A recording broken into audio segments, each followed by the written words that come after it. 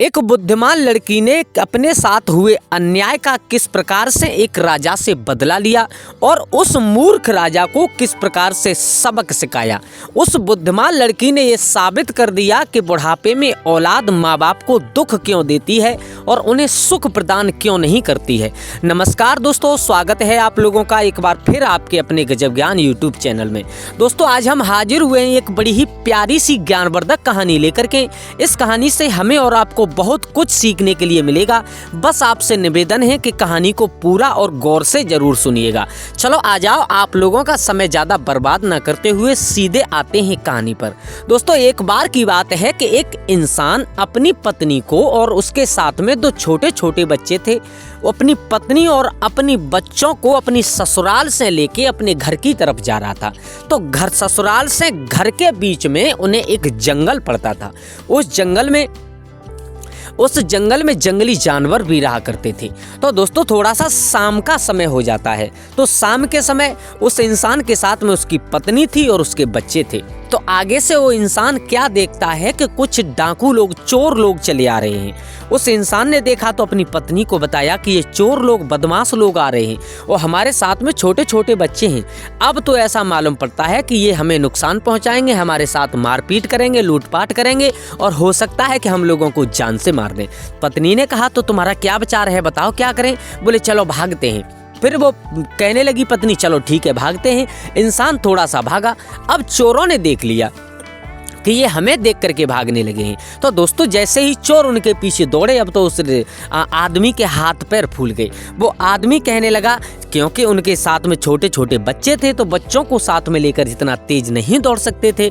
अब वो आदमी कहने लगा अपनी पत्नी से, एक काम करो, इन बच्चों को यहीं पर छोड़ो, चलो हम और आप दौड़ करके अपनी जान बचा लेते हैं। पत्नी कहने लगी, बोले पागल हो तुम, हैं? बिल्कुल बुद्धि नहीं है तुम्हारे अंदर, कितने निर्लज्ज हो चुके हो तुम, हैं? तुम्हें ये मालूम है कि ये हमारे बच्चे हैं और ये हमें हमारी जान से ज्यादा प्यारे हैं। हमारी जान चली जाए कोई दिक्कत नहीं है, लेकिन हम अपने बच्चों को ऐसे कैसे छोड़ करके जा सकते हैं। वो पति कहने लगा, बोले वाह, तुम तो मुझसे भी ज्यादा पागल लगती हो। बोले क्यों? बोले जब हम और आपकी दोनों की जान बच जाएगी ना, तो बच्चे तो भगवान हमें और दे देंगे, लेकिन अगर हम और आप ही मर गए तो इन बच्चों का क्या होगा? बच्चों का होगा वो होगा, जब हम ही मर जाएंगे तो फिर हमारा नाता कैसा। पत्नी सर को पकड़ करके बैठ गई कि अब चाहे मैं मर जाऊं चाहे जिंदी रहूं, लेकिन अब मैं अपने बच्चों को छोड़ करके कहीं नहीं जाऊंगी। और मुझे आज मालूम पड़ गया कि मेरा विवाह एक पागल आदमी से हो चुका है और मेरा पति एक पागल आदमी है। पति कहने लगा, तुम्हें चलना है या नहीं चलना है मेरे साथ? चोर तब तक और नजदीक आ जाते हैं। अब आदमी को लगने लगा कि अगर मैं थोड़ी देर और इसके पास रुका तो ये चोर मुझे पकड़ करके जरूर मार देंगे। उस आदमी ने चलते हुए कहा, मैं आखिरी बार आपसे बोल रहा हूँ, आपको अपनी जान बचानी है या नहीं बचानी है? बोले जान तो बचानी है, लेकिन बच्चों को मैं कैसे छोड़ सकती हूँ? अरे बोले बच्चों को छोड़ो, तुम हमारे साथ में चलो। पत्नी कहने लगी, माँ बाप वो होते हैं बेवकूफ इंसान कि अपने बच्चों के पीछे अपनी जान दे देते हैं, लेकिन अपने बच्चों के ऊपर कभी आंच नहीं आने देते। लेकिन तुम कैसे बाप हो जो अपने बच्चों को और अपनी पत्नी को मुसीबत में छोड़ करके भाग रहे हो? अरे ये चोर ज्यादा से ज्यादा क्या करेंगे, हमारा हमें लूट लेंगे, उसके बाद में हमारे साथ मारपीट करेंगे और अगर कुछ ज्यादा करेंगे तो हमें जान से मार देंगे, लेकिन हम अपने बच्चों को ऐसे मुसीबत में छोड़ करके नहीं जा सकते। अब वो इंसान समझ चुका था कि ये मेरी पत्नी और इन बच्चों को छोड़ करके नहीं जाएगी और अगर मैं भी इसके साथ में यहीं रुका रहा तो मेरी भी जान चली जाएगी।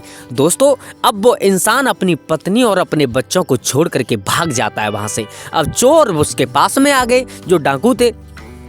उन्होंने कहा कि तुम्हारे पास में क्या है, निकालो उसे। तो उस पत्नी ने राजी राजी यानी बगैर कुछ कहे सुने जो उसके पास में जेवरात थे, जो कुछ भी था, वो निकाल करके चोरों को दे दिया। अब चोरों का तो ये स्वभाव होता है। चोरों ने कहा, और क्या है तेरे पास, वो भी निकाल के दे। पत्नी कहने लगी, वो स्त्री कहने लगी, मेरे पास कुछ नहीं है भैया, अब आप मुझे चाहे मारो चाहे छोड़ो। उसमें से एक चोर उठ करके खड़ा हुआ और खड़े होकर के जो उसका एक बेटा था, उस बेटा के गले पर चाकू रख दिया और कहा कि तेरे बेटे को हम मार देंगे, जो तेरे पास में हो वो हमें निकाल करके दे। अब वो स्त्री बेबस थी, क्योंकि उसके बेटा के गले पर चाकू रखा हुआ था और उसके पास में कुछ था नहीं जो उसे निकाल करके दे दे। वो पत्नी के आंसू निकल गए, उस स्त्री के आंसू निकल गए और उसने एक आखिरी बात कह दी चोरों से। बोले भैया, आप चाहे मेरे बेटा को मार दो, चाहे मुझे मार दो, लेकिन अब हकीकत में मेरे पास में कुछ नहीं है, क्योंकि मेरे बेटा से ज़्यादा कुछ नहीं है। अगर मेरे बेटा के गले पर तुमने चाकू रखा है तो अगर मेरे पास में जो होता वो मैं तुम्हें ज़रूर दे देती। अब आप चाहे मुझे मार दो, चाहे मेरे बच्चों को मार दो। तो चोर ने कहा ठीक है, हम तेरे बच्चों को मार देते हैं, कोई दिक्कत नहीं है। पत्नी बोली हाथ जोड़ करके कि भैया आप मेरे बच्चों को मार रहे हो? बोले हाँ मार देना, मैं आपसे मना नहीं करूँगी, लेकिन क्या आप मुझ पर एक एहसान करेंगे? बोले कैसा एहसान करे, बोल बता, क्या क्या करवाना चाहती है? बोले भैया पहले आप मुझे मार दो, उसके बाद में आप बच्चों के साथ में चाहे कुछ करना, क्योंकि जब तक मैं जिंदा हूँ, जब तक मैं अपनी आंखों से देख रही हूँ, तब तक मुझे लग रहा है उसके बाद में मैं मर जाऊंगी, तो फिर चाहे बाद में कुछ होता रहे, उसके बाद में आप चाहे कुछ करना। मेरे भैया अब चोरों को थोड़ी सी दया आ गई, चोरों को रहम आ गया, और उन चोरों ने विचार किया कि अब हकीकत में इसके पास में कुछ नहीं है, तो मेरे भैया उस स्त्री को और उसके बच्चों को छोड़ करके वो चोर वहां से चले गए। अब स्त्री को बहुत दुख हुआ, आंखों से आंसू चल रहे हैं। दुख इस बात का नहीं हुआ कि उसे डाकुओं ने लूट लिया, दुख इस बात का हुआ कि जिसके साथ में 7 भामर पड़ी थी, जिसने 7 जीने मरने की कसम खाई थी, वो और उसका पति वो उसे छोड़ करके और उसके बच्चों को मुसीबत में छोड़ करके भाग गया। भगवान अब मैं ससुराल के लिए नहीं जाऊंगी अपने बच्चों को लेकर के, और ना अपने बाप के यहाँ पर जाऊंगी, अब तो मैं अपने बच्चों का कहीं अलग गुजारा करूंगी। मेरे भैया इतना विचार करने के बाद में ना तो वो स्त्री ससुराल की तरफ गई और ना वो स्त्री अपने माँ बाप के पास में गई, बल्कि दूसरी दिशा में जाने लगी है, और दूसरी दिशा में एक दूसरे नगर में पहुँच गई। वहाँ पर खुद मेहनत करती है पूरे दिन, और जो कुछ भी पैदा होता है उससे अपने बच्चों का पेट भरती है। दोस्तों इधर जो उसका पति था वो दौड़ करके अपने घर चला गया, और घर जाकर के कहने लगा भगवान तेरा लाख लाख शुक्र है जो आज हमारी जान बच गई। अगर हम जिंदा हैं तो रिश्ते नाते हैं, अगर हम ही जिंदा नहीं रहेंगे तो रिश्ते नाते चलाएंगे किससे? अब उस आदमी ने विचार किया कि हो सकता है उन डाकुओं ने मेरे बच्चों को, मेरी पत्नी को मार दिया हो, तो उनको हम ढूंढे तो ढूंढे कहाँ। लेकिन वो स्त्री दूसरे नगर में एक राजा के पास में, और उसका जो मकान बन रहा था, उसका महल बन रहा था, उस पर जाकर के कार्य करने लगी है, काम करने लगी है, मजदूरी करने लगी है। प्रिय दर्शक बंधुओं, अब क्या होता है कि एक दिन वो माँ बीमार हो जाती है, और इतनी बीमार हो जाती है कि वो चारपाई पर लेट जाती है। और जब चारपाई पर माँ लेटी है, अब तो उसके पास में कुछ नहीं था, उसके छोटे छोटे बच्चे थे, दूध पीते थे बच्चे, थोड़ा बहुत अन्न खाते थे, ज़्यादा कुछ नहीं कर पाते थे, ना तो कुछ काम करने लायक हैं, न माँ को सांत्वना देने लायक हैं। बस माँ उन बच्चों के चेहरा की तरफ देख करके बहुत रोती है, और भगवान को ही सिर्फ पूछती है प्रभु मैंने कौन सी गलती की है जो आप इतनी बड़ी सजा दे रहे हो, मुझे दे रहे हो और मेरे बच्चों को इतनी बड़ी सजा दे रहे हो। लेकिन उस माँ ने मेहनत की, बहुत दिन रात मेहनत की, दिन रात मेहनत करने के बाद में दोस्तों अपने बच्चों को पाल पोस करके थोड़ा सा बड़ा किया है। अब थोड़ा सा बड़ा किया, अब कहानी अपना रुख बदलती है। कहानी क्या रुख बदलती है कि एक दिन उसका पति जो उसे छोड़ करके चला गया था, वो भी उसी राजा के महल पर काम करने के लिए मजूरी करने के लिए आया, और वहीं पर काम करने लगा है, मजूरी करने लगा है। तो उसने अपनी पत्नी को देख करके पहचान लिया, और जो उसके पास में जो छोटे छोटे बच्चों को छोड़ करके गया था, वो बच्चे अब थोड़ा सा बड़े हो चुके हैं। उनको देखा तो समझ गया कि ये वो दोनों वही मेरे लड़के हैं, और इन लड़कों पर तो मेरा अधिकार है। उसने जाकर के पत्नी से कहा, बोले तुम जिंदा हो? बोले हाँ हम जिंदा हैं, भगवान का लाख लाख धन्यवाद है जो हमारी जान बच गई। बोले कैसे बच गई? तो उस स्त्री ने सारा हाल बता दिया। अब वो कहने लगा है चलो कोई बात नहीं है, जो हो गया वो हो गया, हमारी गलती थी जो हम तुम्हें छोड़ करके चले गए, अब आप हमारे साथ हमारे घर चलिए, वहाँ पर बच्चों का पालन करिए। वो स्त्री कहने लगी कि मैंने तो उसी दिन तुम्हें भूल चुकी थी कि जिस दिन तुम्हें मुझे मुसीबत में छोड़ करके भाग गए थे, मैंने उसी दिन सोच लिया था कि संसार में पति नाम का मेरा कोई नहीं है, पति मेरा संसार में कोई है ही नहीं। क्या? बोले हाँ, इसका मतलब तुम घर नहीं जाओगी? बोले कभी नहीं। वो इंसान कहने लगा अच्छा तो एक काम करो, तुम घर मत जाओ, आप इन दोनों बच्चों को हमें दे दीजिए, क्योंकि बाप का अधिकार बच्चों पर ज्यादा होता है। स्त्री कहने लगी, बोले दिमाग सही है तुम्हारा? है मुझे मालूम है मैंने कैसे पाले हैं, मुझे मालूम है मैंने कितनी मुसीबतों से इनका पालन किया है, और तुम कह रहे हो कि हम तुम्हें इन्हें दे दें? कभी नहीं हो सकता ऐसा। वो कहने लगा कि अगर तुम नहीं इसे दोगी तो हम राजा के पास में जाएंगे, न्याय कराएंगे। इंसान की बात सुनी तो वो स्त्री कहने लगी है, राजा के पास में चलो, चाहे कहीं चलो, लेकिन मैं अपने बच्चों को तुम्हें कभी नहीं दे सकती। प्रिय श्रोताओं, अब क्या होता है कि वो इंसान राजा के पास में अपनी पत्नी और अपने बच्चों को लेकर के जाता है और राजा के सामने जाकर के हाजिर होते हैं। तो उस इंसान ने अपनी बात बताई है कि बोले ये मेरी पत्नी है, ये मेरे बच्चे हैं और मैं अपने बच्चों को अपने साथ ले जाना चाहता हूँ, क्योंकि अपने बाप का मैं इकलौता बेटा हूँ और मेरे ये दो हैं, तो मेरे बाप का वंश डूब जाएगा, मेरा वंश डूब जाएगा अगर ये बच्चे मेरे साथ नहीं गए तो। राजा ने कहा, क्यों लड़की, क्यों नहीं जाना चाहती है तू अपने पति के साथ में? तो उस लड़की ने जब से वो अपने यानी माँ बाप के पास से लिवा करके ससुराल की तरफ ले जा रहा था, तब से आज तक की पूरी कहानी राजा के सामने कह दी। लेकिन राजा तो राजा था, पता नहीं कैसे उस इंसान ने न्याय किया। उस राजा ने कहा, अच्छा ठीक है, चाहे तुम्हारे पति ने धोखा दिया, चाहे कुछ भी सही, लेकिन एक बात हम कहते हैं और हमारा यही न्याय है, वो आपको करना पड़ेगा। स्त्री समझ रही थी, सोच रही थी कि हो सकता है कि ये राजा न्याय करें कि बच्चे मेरे पास ही रहें, लेकिन राजा ने क्या जवाब दिया? राजा ने कहा, अच्छा एक काम करो, तुम्हें एक बात मालूम होनी चाहिए कि वे बच्चों से ही पिता का वंश चलता है। तुम अपने पास में रखोगी तो क्या करोगी रख करके? इसे इसके बाप के पास में बच्चों को जाना चाहिए, नहीं तो इसका वंश डूब जाएगा। वो स्त्री रोती रह गई दोस्तों, लेकिन उस राजा ने ऐसा न्याय किया, बेवकूफ़पन कहो इसे, चाहे न्याय कहो, कुछ कहो, उसने ऐसा न्याय किया कि उस बच्चों को और बाप के साथ में भेज दिया है। अब वो स्त्री बेहोश होकर के गिर जाती है, बेहोश होकर के गिर जाती है, उस नगर से निकल करके चली। तो एक बुढ़िया रहती थी रास्ते में, अब बच्चे तो बाप के साथ में चले गए, अब वो बेचारी बिल्कुल बच्चों की याद में तड़प तड़प करके सूख चुकी थी।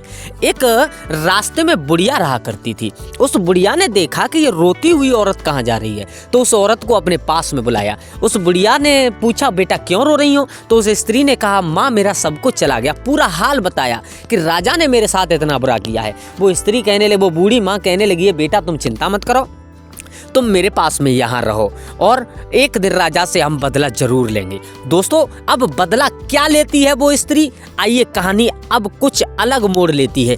आज बदला लेने वाली कहानी सुनाने से पहले आपसे निवेदन है, अगर आप गजब ज्ञान यूट्यूब चैनल पर नए दर्शक मेहमान बंधु बनकर के आए हैं तो प्लीज़ चैनल को सब्सक्राइब करें, वीडियो को लाइक करें और हर हर महादेव कमेंट बॉक्स में जरूर लिख दें। दोस्तों, राजा के पास में यानी जिस राजा ने न्याय किया था, उस राजा के पास में 7 घोड़ी और एक घोड़ा था उसके अस्तबल में। तो एक दिन किसी कारणवश जो एक घोड़ा था वो घोड़ा राजा का मर जाता है। अब राजा के पास में सिर्फ और सिर्फ 7 घोड़ी ही बची हुई थी। लेकिन जहां पर वो स्त्री रहती थी, जिस बुढ़िया के पास में वो लड़की रहती थी, उसी की बगल में और एक बढ़ई का मकान था। उस बढ़ई पर एक घोड़ा था, बहुत सुंदर घोड़ा था। तो एक दिन राजा ने विचार किया कि हमारी घोड़ियों का मिलन होने का समय आ चुका है और हमारे यहाँ पर जो घोड़ा था वो मर चुका है। तो राजा ने देखा कि इस नगर में सबसे सुंदर घोड़ा किसके पास में है, अपनी घोड़ियों को उसी से मिलने के लिए ले जाएंगे। तो अब क्या होता है कि जब खोज कर आई तो उस बढ़ई के पास में सबसे सुंदर घोड़ा था, यानी उस बढ़ई के घर की बगल में वो स्त्री बूढ़ी माँ के साथ में रहा करती थी।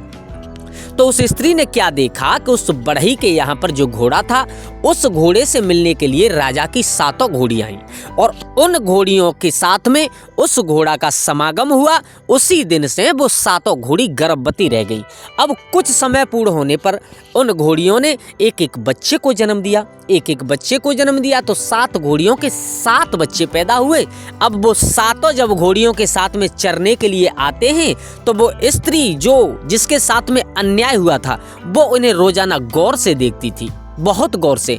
जब 7 घोड़ा घोड़ियों के बराबर के हो जाते हैं, 7 बच्चे बराबर के हो जाते हैं, तो एक दिन उस स्त्री ने और पकड़ करके उन 7 बच्चों को और यानी उस बढ़ई के घर पर बांध दिया है। बढ़ई ने कहा, ये क्या कर रही हो तुम? बोली, ये घोड़े तुम्हारे हैं। बोले, हमारे कहाँ हैं? ये तो राजा के, मरवाओगे क्या? बोले, नहीं।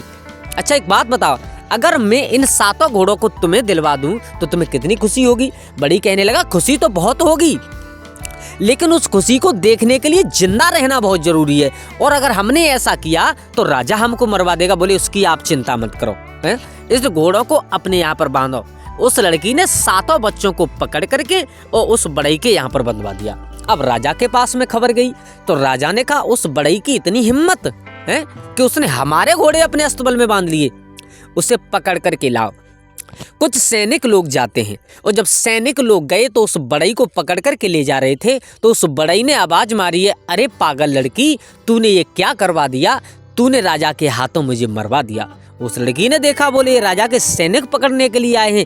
इसी दिन का लड़की बहुत दिन से इंतजार कर रही थी। दोस्तों उस लड़की ने कहा, आप चलिए, हम आपके पीछे आ रहे हैं। वो लड़की उस बड़ई के पीछे पीछे जाती है। बड़ई को राजा के सैनिक पकड़ करके ले गए और ले जाकर के राजा के सामने खड़ा कर दिया। बड़ई हाथ जोड़ करके खड़ा है, पैर कांप रहे हैं, पूरा शरीर थर थर कांप रहा है डर की वजह से।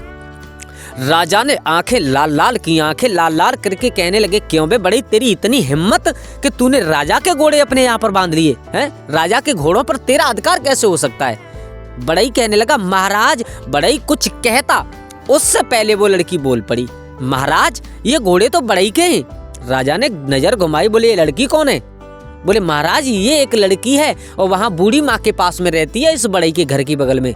राजा ने कहा, क्यों लड़की, ये घोड़े इसके कैसे हैं? ये घोड़े हमारे हैं? बोले नहीं महाराज, हकीकत बात तो ये है कि ये घोड़े आपके हो ही नहीं सकते, ये घोड़े तो इस बड़ई के हैं। राजा ने कहा, ये पागल लड़की को दरबार में किसने आने दिया है? हमारी यहाँ पर जो 7 घोड़ियां रहती हैं उनके उधर से इन 7 बच्चों का 7 घोड़ों का जन्म हुआ था है, और हमारी घोड़ियों ने इनको पैदा किया है, और आप कहती हो कि ये घोड़े इस बड़ई के हैं। वो स्त्री कहने लगी, महाराज ये सच है कि आपकी घोड़ियों से, आपकी घोड़ियों के उधर से ये बच्चे पैदा हुए थे और यही जवान होकर के ये 7 घोड़े बन चुके हैं। लेकिन क्या आपने विचार किया है कि अपनी घोड़ियों का समागम मिलन कराने के लिए आप कहाँ ले गए थे? बोले हाँ वो तो हम ले गए थे। बोले कहाँ? बोले इसी बड़ई के घर पर। क्या? बोले हाँ। तो फिर आप अंदाज लगाओ कि ये बच्चे किसके हैं। बोले वो सही है, लेकिन इसका मतलब ये नहीं होता कि बच्चों को और घोड़ा वाले को दे दिया जाए। बोले महाराज मतलब यही होता है। धन्य महाराज। बोले ये कोई न्याय नहीं है, न्याय तो ये है कि ये जिस घोड़ी के बच्चे हैं उनके पास में भेज दिया जाए। बोले महाराज आपके यहाँ कैसा न्याय है? बोले क्यों? बोले याद करो, आज से ठीक कुछ दिन पहले आपके पास में एक केस आया था। बोले कैसा केस आया था? बोले एक स्त्री और एक लड़का 2 बच्चों को लेकर के आया था, और आपने उन दोनों बच्चों को ये कह कर के भेज दिया कि बच्चों के ऊपर बाप का अधिकार होता है, क्योंकि वंश चलाने में, और जब तक बच्चे उनके पास नहीं जाएंगे तब तक वंश आगे कैसे चलेगा। तो महाराज जब बच्चों के ऊपर और उस इंसान का हक था, मेरी ममता को मार दिया था आपने, मुझे रुलाया था, तो आज एक बात बताओ कि इन घोड़ा के बच्चों के ऊपर इस बड़ई का अधिकार होगा या नहीं होगा?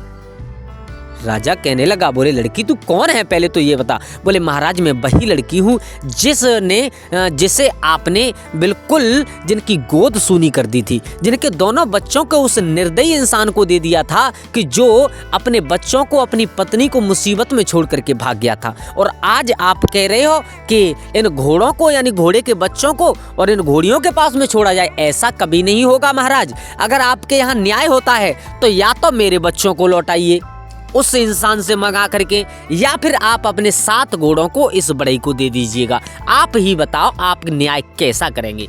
राजा सर को पकड़ करके बैठ गया। राजा ने कहा, बेटी धन्य है तुझे और तेरी बुद्धिमानी को, धन्य है जो तूने आज हमारी आंखें खोल दी। महाराज ने आदेश दिया कि उस इंसान को तुरंत पकड़वा करके लाइएगा, और तुरंत पकड़वा करके लाया। वो बच्चे दोनों साथ में आए, दोनों बच्चों को पकड़ करके उस स्त्री के साथ में भेज दिया है। बोली ये तुम्हारे पास में रहेंगे और तुम जाओ, चाहे कितने दिन तक अपने बच्चों के साथ में रहिएगा, कोई परेशानी वाली बात नहीं है। वो स्त्री कहने लगी राजन, केवल इसी कारण से और बुढ़ापे में औलाद माँ बाप की सेवा नहीं कर पाती है। बोले क्यों? बोले अगर इन बच्चों को आप इसके साथ में रहने का आदेश दे दिया था आपने, अगर इसके साथ में रहते तो ये बच्चे एक दिन इसकी सेवा कभी नहीं करते। ये बच्चे इसी बात को सोचते कि ये वही बाप है जो मुझे और हमारी माँ को बचपन में छोड़ करके चला गया था, मुसीबत में छोड़ करके भाग गया था। दोस्तों उस बुद्धिमान लड़की ने किस प्रकार से उस राजा से अपना बदला लिया। अगर दोस्तों आप लोगों को कहानी अच्छी लगी हो तो प्लीज कमेंट बॉक्स में हर हर महादेव जरूर लिखिएगा और वीडियो को शेयर जरूर करिएगा। धन्यवाद।